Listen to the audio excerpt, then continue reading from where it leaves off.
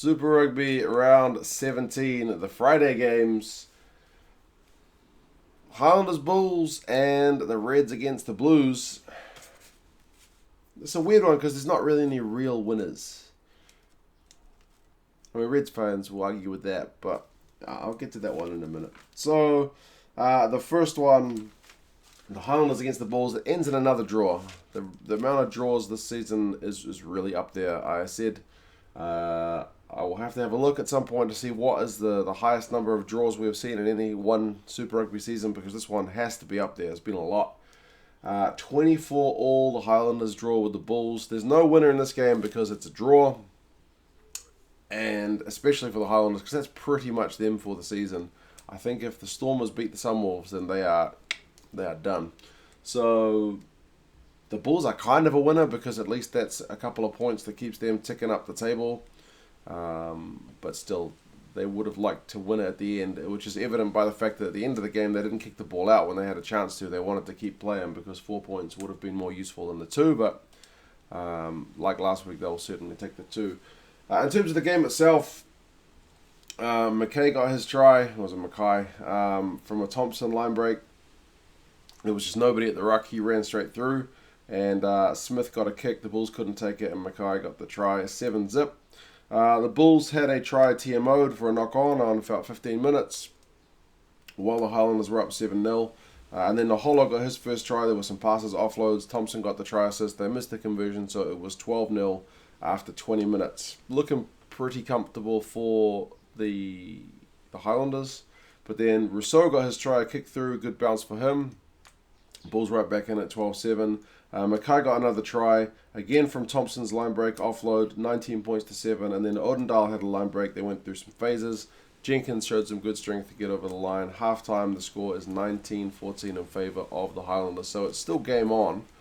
First half, you kind of thought the Highlanders probably had the better of it, but the Bulls took their chances. Second half, probably more of the Bulls. But Nahola got the first try out wide, 24-14. Pollard kicks a penalty, 24-17. And there's a try. Oh no, it's a cover of a try by Ioane and Naholo on, I think it was Pollard it was Pollard's kick from a turnover, and they stopped Steenkamp, reset scrums like crazy. Steenkamp kind of slipped over going for the try line, and I think if not for that, he probably would have scored.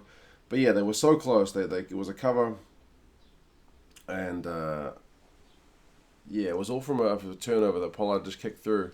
Highlanders scrambled well, but eventually, after I don't know how many reset scrums, there must have been a good 15-20 minutes of that. Visaki gets a try. They go through phases. It seems like endless scrums is what I've written here. The Highlanders defence held for ages, but eventually they get through. It is 24 all. The end of the game, past 80 minutes, is end-to-end. Both sides are trying to score any points they can, but nobody can get it done. It finishes a draw. As I said, that's pretty much the Highlanders done for the season. Pretty disappointing one. The Bulls, it's far from safety, but it's 2 points closer, if nothing else. I think that puts them on 36. Stats for the game: run meters 509 to 383 for the Highlanders, so they had the better of the run meters, but Bulls with 55% possession and territory. Second half was like 70-30 to the Bulls, but a lot of that was just scrum resets, to be fair. Tackles, Highlanders made 126, Bulls 85, but the Highlanders tackling percentage overall was higher. So the Bulls fell off a few tackles, especially in that first half. Interesting result. Not sure too much what to make of that for the Highlanders fans. I'm pretty sure they'll be pretty disappointed because I know Aaron Major's not all that popular with what's been going on this season, and the fact that they, in all likelihood, going to miss the playoffs only reinforces that. For the Bulls, Pollard going back and getting a draw, is that enough to justify sending him over? I guess if they make the playoffs by 2 points, you'll say yes. The next one, I won't talk too long about this one because the Blues lost, but I did a live stream of this game, so it's already been talked about for like an hour and a half. But yeah, the Blues go over to Queensland needing a win, absolutely. They start off strong. They get tries to Gibson and Taleta, but then Higginbotham hits back for the Reds. Pulu got a couple of tries in this game, but you can see that the Reds just kind of kept pinning them back as they would look to get away. The last time the Blues scored points was the 47th minute, which is pretty disappointing. They did have a try TMO'd for not releasing the ball when he was tackled. That was Pulu going for his hat trick. So if that had been awarded, perhaps the Blues get the job done. But it is what it is. Reds score a late try through Higginbotham and kick the conversion. Not a easy kick for Hegarty, but not the hardest kick in the world. But still, it's a pressure kick, and he does a really good job to get it done. So it doesn't mean anything for the Reds because I think they needed 2 bonus point wins to get even a mathematical chance, and even then it was like the longest of long shots, also relying I think on the Sunwolves getting a win. So yeah, that's both these teams done. That's why I'm wearing the Bulls gear, because all these other teams are pretty much done. So, the Reds knock out the Blues. The Blues surrender a lead and, can't follow through. The Blues line-out was pretty disappointing.